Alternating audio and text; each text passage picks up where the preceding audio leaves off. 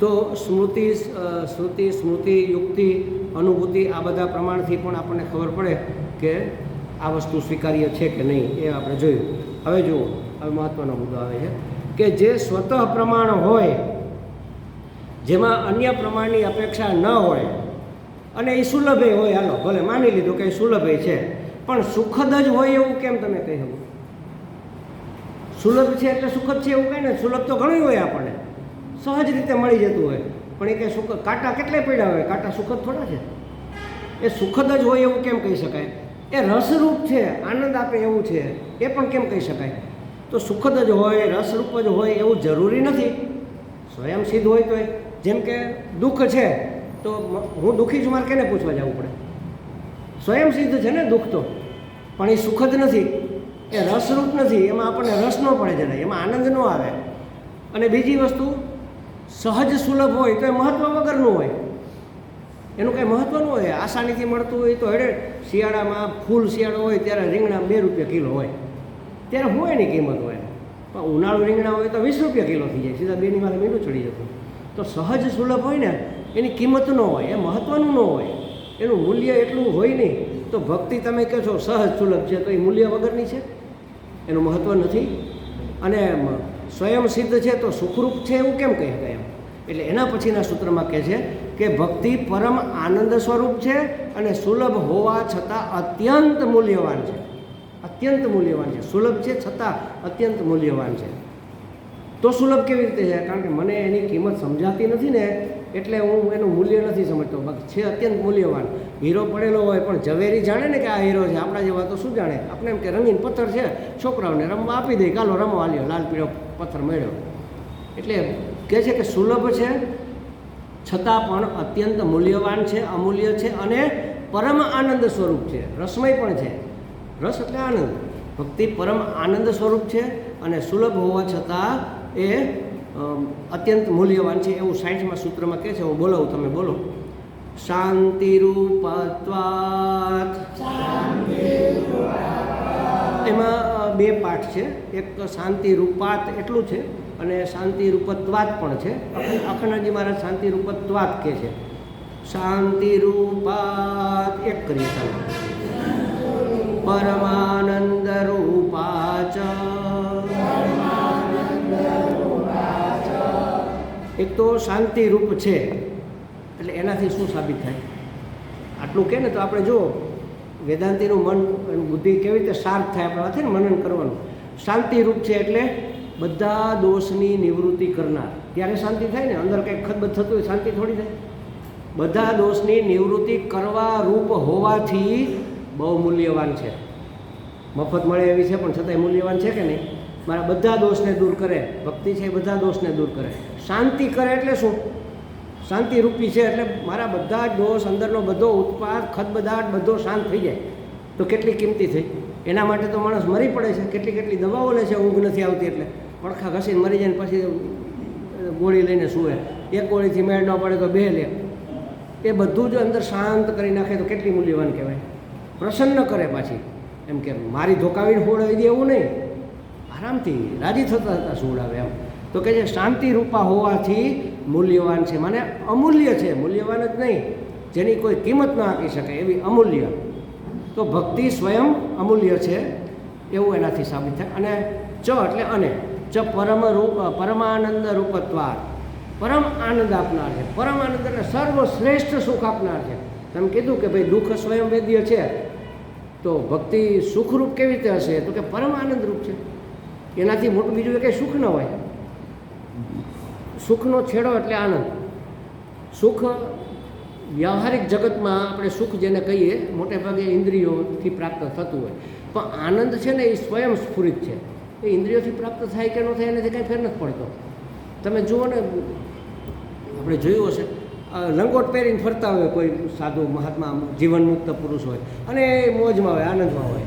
એમ છે કે આને આવું બધું શું મળી ગયું છે, આટલો બધો આનંદ છે?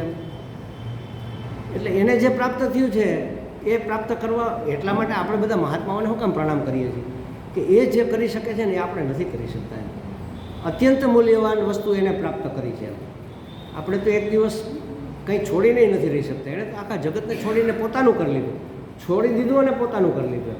આપણે તો પોતાના છે એમાંય શંકા આપણને હોય છે કે મારા પોતાના છે એ ખરેખર પોતાના છે કે કંઈ એમાં કૂડ કપટ તો નથી ને, આ વ્યવહાર સત્તા છે એમ.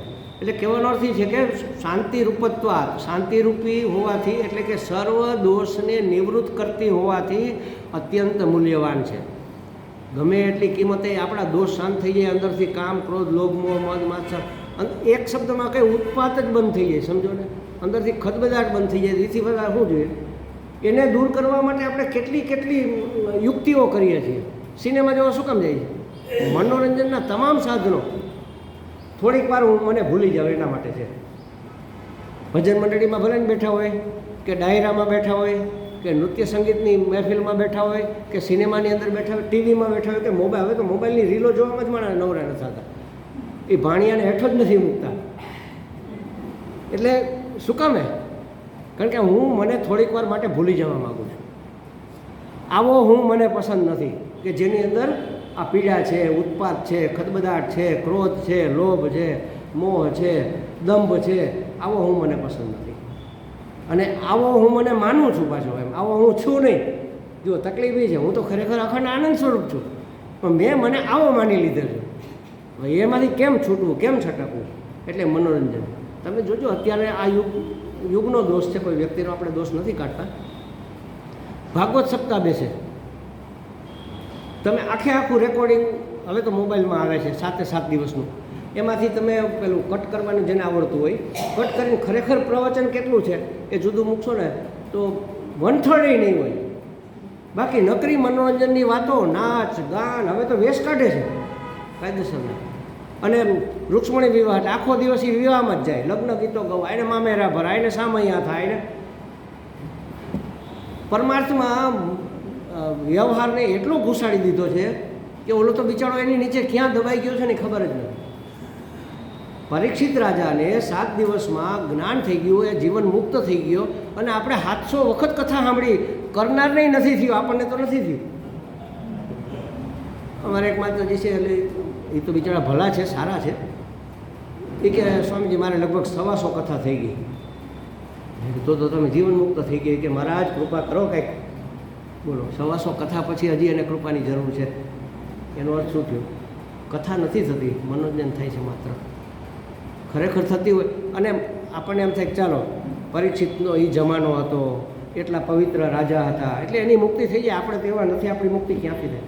પણ તમે સાંભળી છે, બધાએ ભાગો સાંભળ્યું છે ને, એમાં ધુંધુકારી નામ આવે છે, એના જેટલા ખરાબ છીએ આપણે. અત્યંત છેલ્લી કક્ષાનો માણસ, એની મુક્તિ થઈ જતી હોય તો આપણે તો થઈ જવી જોઈએ ને, કેમ નથી થતી? ખ્યાલ આવ્યો? આપણે ખરેખર એવું આપણે મુક્ત થવું જ નથી. ખાટલે મોટી ખોટ અહીંયા છે. મારે 2 ત્રાજવામાં પગ રાખવા છે, પછી બેલેન્સ કેમ રહે? ખાવું અને ગાવું 2 ભેગું હાલે? ગન્ના ઓર ચના સાથ में चबाया जा सकता है क्या? શેરડી ખાવી છે ને દાળિયા ખાવા છે તો હાલે? સિંગ ને ચણા, સિંગ ને શેરડી ભેગી ખવાય? ન ગળે ઉતરે, ન બહાર કઢાય. આપણી આ દશા છે. ખરેખર તમે નક્કી કરી લો કે મારે તો છૂટવું જ છે, તો એક કથા નહીં, 1 દિવસમાં મુક્ત થઈ જવાય, 1 જ દિવસમાં થઈ જવાય. બીજા અધ્યાયના, બીજા સ્કંદના 9મા અધ્યાયના પેલા ચતુશ્લોકી છે, ખાલી 4 શ્લોક સાંભળી લો ને, આખા જગતનું, આખા જીવનું, જગદીશનું બધું જ્ઞાન થઈ જાય. મૂળ ભાગવત તો આટલું જ હતું, 4 શ્લોકમાં જ હતું. પછી એનો વિસ્તાર વેદવ્યાસે કર્યો, આપણને સમજાય એટલા માટે. તો આ નથી કોઈ કરી શકતું. અને મોટે ભાગે કથાકારો વાર્તા જ માત્ર કહે છે, વચ્ચેનો જે જ્ઞાનનો પોર્શન છે ને, જે સમજવાનો, જીવનમાં ઉતારવાનો, એ કાઢી નાખે છે. એક બહુ સારા મહાત્મા, અત્યારે નામ નહીં આપું, મહાત્મા જ કહી શકાય, ભલે ભગવાન જ પહેરા સફેદ વસ્ત્રોમાં છે, આશ્રમ છે, અને બહુ કેટલા બધા તો પુસ્તકો લખાય, કેટલા તો એવોર્ડ વિજેતા છે. એની રાજકોટમાં ભાગવત કથા મારી કુટિયા ઉપર આવ્યા હતા, 1-2 વખત આવી ગયા. મને કે સ્વામીજી આવજો, અહીંયા ભાગવત છે, સાંભળવા આવજો. એટલે મેં કીધું હા હું આવીશ. એક તો સંબંધની રૂએ જવું જોઈએ આપણે. બીજું મેં કીધું મુક્તિ સ્કંદ ક્યારે છે? 11મો સ્કંદ છે ને, એ મુક્તિ સ્કંદ છે. એમાં જ્ઞાનની વાતો છે બધી, 9 યોગેશ્વરો જ્ઞાનની બધી વાત કરે, જે જીવનમાં ઉતરવા જેવી છે. તો એ કે આ દિવસે છે. મેં તો હું તે દિવસે આવીશ. એ કે સારું. એટલે હું ગયો, કથા શરૂ થઈ ગઈ હતી, હજી મુક્તિ સ્કંદ શરૂ નહોતો થયો. પછી ત્યાંથી જાહેરાત કરી એને, એ મહાત્માએ, કે સ્વામીજી આવ્યા છે, એટલે આજે આપણે થોડો મુક્તિ સ્કંદનો થોડોક વિસ્તાર કરીશું. 14 મિનિટમાં મુક્તિસ્કંદ પૂરો કરી દીધો.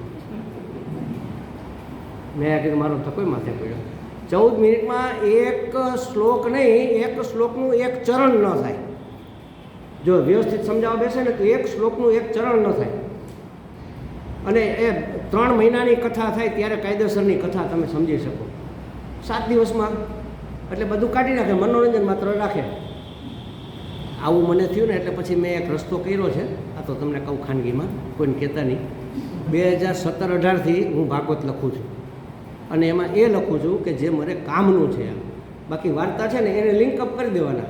જેમ કે કૃષ્ણ ભગવાન માતાના ગર્ભમાં આવ્યા જેલની અંદર, એટલે ઉપરથી દેવતાઓ બધા એની સ્તુતિ કરવા આવ્યા. ગર્ભ સ્તુતિ ગયા વખતે આપણે અહીંયા લીધો હતો, શિવાનંદ મિશનમાં ગર્ભ સ્તુતિ લીધો હતો. કોઈ દી સાંભળ્યો તમે કથામાં એકેય જગ્યાએ ગર્ભ સ્તુતિ સાંભળી હતી? કેટલી અત્યંત અદ્ભુત વસ્તુ. પછી એને બદલે આ લોકો શું કરે, પેલું પ્રકૃતિનું વર્ણન હોય ને એ બધું ખૂબ કરે. પછી પ્રકૃતિ આમ ખીલી ગઈ ને ચંદ્ર આમ ખીલી ગયો ને સૂર્ય આમ ઉગી ગયો ને કમળો આમ ખીલી ગયા ને ભમરાઓ આમ ગુંજારો કરવા માંડ્યા ને એના ઉપર પાસે 2-3 ભજન ટપકારે. એટલે મનોરંજન. બાકી આ જે મહત્ત્વના જે જ્ઞાનપરક જે જીવનમાં ઉતારવા જેવા શ્લોકો છે, એમાં જે વાતો છે એ બધી બાયપાસ કરે, એટલે મુક્તિ નથી થતી. તો એવી રીતે જ્ઞાનપરક ભાગવત આખું મેં અત્યારે લખીને અત્યારે અમદાવાદમાં છપાય છે. એક દિલ્હીના એક બેન છે, પોતે છપાવી દે છે. મારે મેં કંઈ છાપવા માટે લખ્યું નહોતું, પણ હવે એની બહુ ઈચ્છા હતી એટલે એ કરે છે, છપાય છે. અત્યારે એ થશે ત્યારે હું અહીંયા આપીશ, આપણા આશ્રમમાં આપીશ. જેને જોતું એને આપીશ. અમે કોઈ કિંમત નથી રાખવાની, કારણ કે મેં કાંઈ કિંમત ચૂકવી નથી. મારે કાંઈ કમાવવું નથી. જેને જોઈએ લઈ જવાનું, વાંચવાની શરતે. એટલે એવું કરશું આપણે એક વખત. તો કહેવાનો અર્થ એ છે કે આ ભક્તિ છે ને એ પરમ પ્રેમ રૂપા છે. એમાં તો પ્રેમ જ નીતરતો હોય ને, બીજું શું હોય? એમ તો કહે છે કે અત્યંત મારા અંતઃકરણને બિલકુલ શાંત પ્રશાંત કરી નાખનાર. તો એથી વધારે મહત્ત્વનું કોણ હોય? તમે કહો સુલભ છે તો બહુ મહત્ત્વની નહીં હોય, મૂલ્યવાન નહીં હોય. અરે અમૂલ્ય છે, મૂલ્યવાન નહીં. જેની કિંમત જ ન કરી શકાય, એનું મૂલ્ય આંકી જ ન શકાય, એટલી મૂલ્યવાન છે. અને પરમાનંદ સ્વરૂપ છે. રસરૂપ નહીં હોય. તમે એમ કહો છો કે એમાં રસ નહીં પડે લોકોને, કે એવી તો નથી ને, એમ શંકા કરે છે. એનો જવાબ આપે છે કે એ તો પરમ રસરૂપ છે, પરમાનંદ સ્વરૂપ છે. તો જેમ જેમ ભક્તિ વધે, જેમ જેમ ભક્તિ દ્રઢ થાય, તેમ તેમ આપણા દોષોની નિવૃત્તિ થતી જાય. સમજો, એક પછી એક દોષ નીકળતા જાય. કાલે આપણે વાત કરી, ખાલી થોડી કમથી આપણે વાત કરી હતી કે ભાઈ કાંઈ પણ પ્રોબ્લેમ થાય તો ભગવાનના શરણે રહેવું. જી પ્રભુજી, આટલું કરીએ તો આપણો ક્રોધ ગયો કે નહીં? ક્રોધ 50% નીકળી ગયો. નહીં તો નાની વાતે આપણે તો આમ છણકો કરતા હોય, એને બદલે જી કરવા માંડીએ તો આ ક્રોધનું બિલકુલ વિરોધી વસ્તુ છે. સમજો, તમે ગુસ્સે થઈને જી આમ ન કરી શકો, તમારે નમ્ર થઈને જ કરવું પડે. જાય જ. જેમ જેમ ભક્તિનો પ્રવેશ થાય, ચંદ્ર જેવી વસ્તુ છે. જેમ ચંદ્ર મોટો થતો જાય, બીજ, ત્રીજ, ચોથ, પાંચમ, એમ અજવાળું વધતું જાય, એમ અંદર બધા દોષ શાંત થતા જાય, ઠંડક થતી જાય, અંદર શાંતિ. અને એની મેળે કાંઈ કારણ વગર આપણે હસતા હોય, કાંઈ કારણ વગર ખુશ હોય. સામેવાળાને ખબર પડે કેમ કે આજ તો કંઈક તમે બહુ રાજી છો, શું છે કંઈ? ના, કાંઈ નથી, બસ મજા છે. અંદરથી એની મેળે અંદર ઉભરા આવે મજાના, ઓવરફ્લોઈંગ થાય, ખુશી ઓવરફ્લો થાય.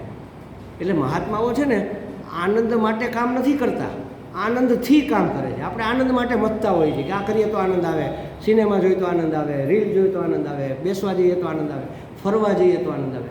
ફરવા જઈએ ત્યારે ખાલી ફોટા પાડીને જ આવીએ, ફરવાનું તો બાજુ મળી જાય, નકરા ફોટા જ પડે. પછી બે જો અહીંયા અમે ગયા હતા, પણ એની મજા તો માણી નહીં. અને પછી શું કરે, પેકેજવાળા હોય એટલે હાઉકલી કરીને ભાગતા. આ બધા સ્થળ જોયા, માયણા એ કંઈ નહીં. આટો મારવા ગયા, થાકવા ગયા હતા કે થાક ઉતારવા ગયા હતા? આવે જેમ કે હાશ થાકી ગયા. મેં જોયા છે આવા મોટા ભાગના, એમ કે હાશ થાકી ગયા. થાક ઉતારવા ગયા હતા કે થાકવા ગયા હતા? આપણને ખબર જ નથી કે આપણે શું કરીએ છીએ. એમ આટલી બધી જડતા આપણા વિચારની શૈલીમાં પડેલી છે.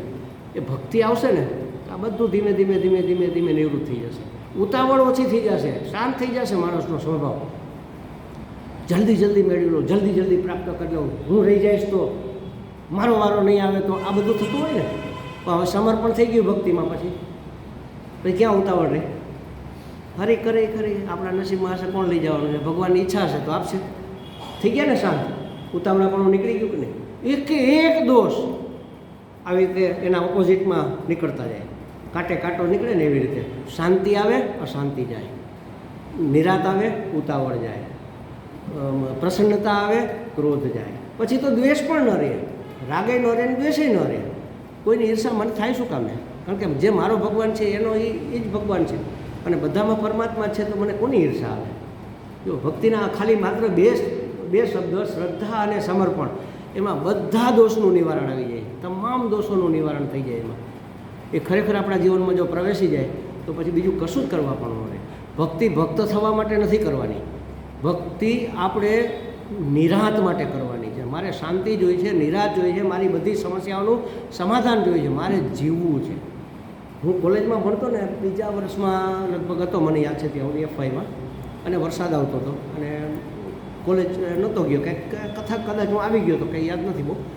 અને એક રૂમ રાખીને રહેતા એક બ્રાહ્મણના ઘરે, તો ફળિયામાં એક પેલું ચાંદનીનું ઝાડ હતું, તગડી સફેદ ફૂલવાળી આવે ને, એટલે પાણીની હારે એના ફૂલ પડે, આમ ગોળ ફરતા ફરતા પાણીની સાથે આમ જાય, એ હું જોતો હતો. અને એ વખતે તો હું કાવ્યો લખતો, એટલે એના ઉપર એક બે કાવ્યો લિખાણ બધું કર્યું.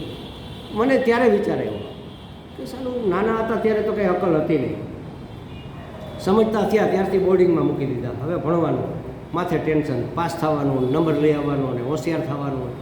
પછી 20-22 વર્ષ સુધી ભણીએ, પછી શું કરવાનું? પછી કે ઘર માંડવાનું, તો કમાવાનું, બધાના ભરણ પોષણ કરવાના, બધી વસ્તુ, બધા ટાર્ગેટ એચીવ કરવાના, ગાડીને લાડીને બંગલોને વાડીને આ બધું તો જોઈએ ને ભાઈ, એ બધું.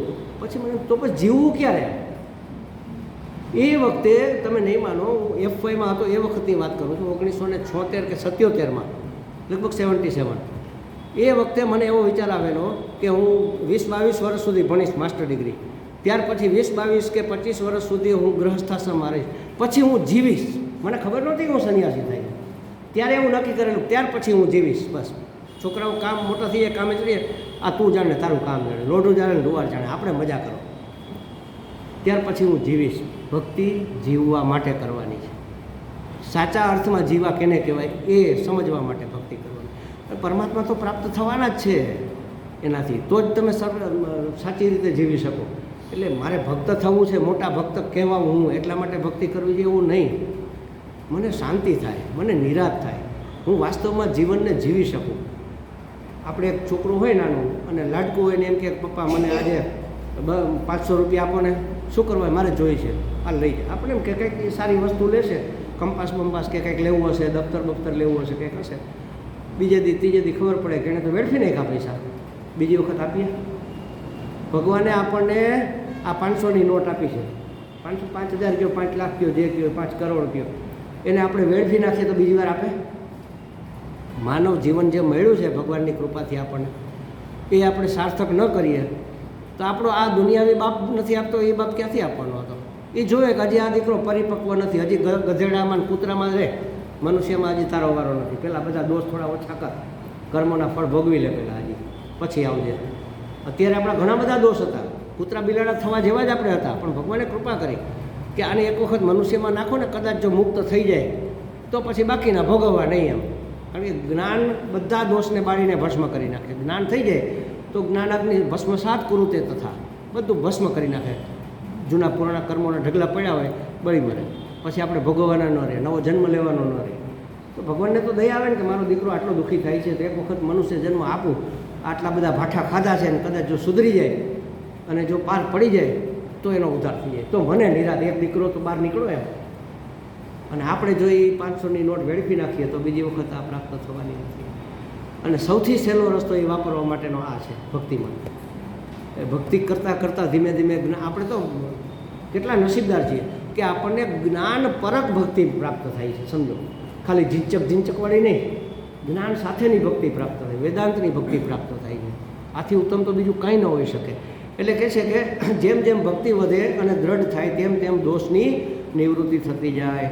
દોષ સંપૂર્ણપણે નિવૃત્ત એટલે પરમ શાંતિ, એટલે પરમ શાંતિ થઈ જાય. તો એ કેટલી મૂલ્યવાન થઈ, ખૂબ મૂલ્યવાન છે. ભક્તિ મફત નથી. એ સંસારથી જ્યારે બધા દોષ શાંત થઈ જાય ને, એટલે માણસ સંસારથી ઉપરામ થઈ જાય.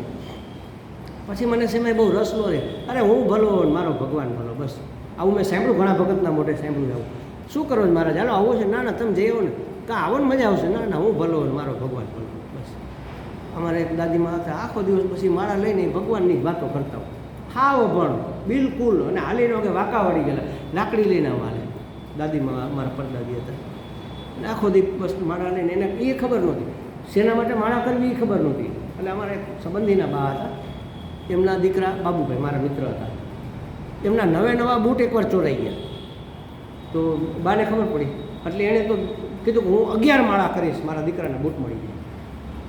હે ભગવાન બૂટ મેળવી દે, હે ભગવાન બૂટ મેળવી દે, હે ભગવાન બૂટ ગોતી દે, હે ભગવાન બૂટ ગોતી દે. આવી રીતે માળા કરી. બોલો કેટલા નિર્દોષ હશે, ભગવાન સાંભળે ને એનું, મળ્યાકની ખબર નથી, પણ આટલું શુદ્ધ હૃદય હતું. કેટલી શાંતિ થઈ જાય, નિરાશ, કેટલી નિરાશ. જીવનમાં કોઈ ઉત્પન્ન મુશ્કેલી આવે એ પણ શાંતિમાં પરિવર્તિત થઈ ગઈ ને, ભગવાનમાં વહી ગઈ. જુઓ, એટલે અને આપણે ભણેલ ગણેલ છીએ, બુદ્ધિ આપણી શાર્પ છે, બધું સમજીએ છીએ, અને છતાં નથી સમજતા, નથી કરી શકાતું. એનું આપણે એના માટે આપણો કોઈ દોષ નથી. પૂર્વના ઘણા સંસ્કારો પડેલા છે, એ ધીમે ધીમે નીકળે છે. આપણને ગમવું ન જોઈએ, બસ આટલું એક દ્રઢ કરો કે આ મને ગમવું ન જોઈએ, સંસારીપણું મને ગમવું ન જોઈએ, બસ. એટલે એ ધીમે ધીમે પાછું વળી જશે.